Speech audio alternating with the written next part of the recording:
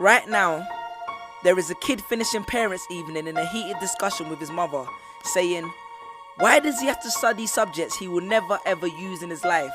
And she will look at him blank-eyed, stifle a sigh, think for a second, and then lie. She'll say something along the lines of, you know, to get a good job you need a good degree, and these subjects will help you get a good degree. We never had this opportunity when I was younger. And he will reply, but you were young a long time ago, weren't you, Mum? And she won't respond, although what he implies makes perfect sense, that society's needs would have changed since she was 16. But she will ignore him, grip his hand more sternly, then drag him to the car. But what she doesn't know is that she didn't ignore him just to shut him up. She didn't lie because they were just returning from parents' evening and an argument in the hallway would look bad on her resume. She won't lie because she's just spent the last 1 hour convincing a stern-faced teacher that she will ensure that her child studies more at home.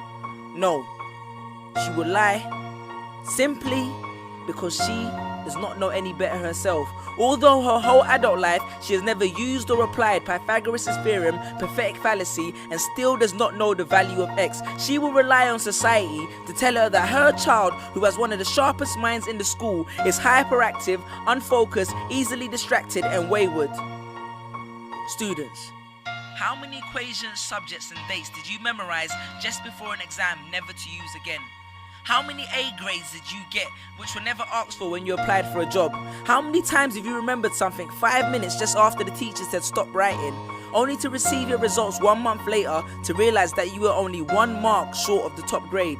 Does that mean remembering 5 minutes earlier would have made you more qualified for a particular job? Well, on the application form it would have. We all have different abilities, thought processes, experiences, and genes. So why is a class full of individuals tested by the same means? So does that mean Sherelle thinks she's dumb because she couldn't do a couple of sums? And if this issue is not addressed properly, it then becomes a self-fulfilling prophecy. Then every school has the audacity to have a policy on equality. The irony. Exams are society's methods of telling you what you're worth.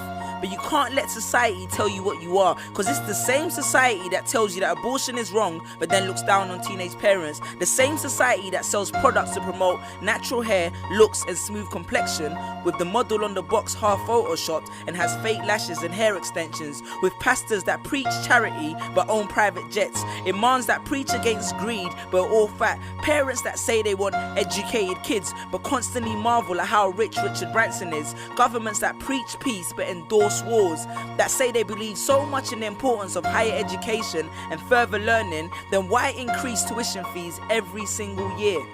I believe Miss Jefferson when she took me into the office and said that my exams would be imperative to my success, because we was taught to always follow when Miss Jefferson led. But then I took Jefferson out of the equation and learned to think for myself. I realized we was taught to always follow when Miss led. The irony. Test us with tests, but the finals are never final, because they never prepare us for the biggest test, which is survival. And what I suggest is fairly outlandish, so I do not expect everyone to understand this, except for the kids who knows what it feels like to be worth no more than that D or that A that you get on results day. Because the purpose of why I hate school but love education was not to initiate a worldwide debate, but to let them know that whether 72 or 88, 44 or 68, we will not let exam results decide our fate. Peace.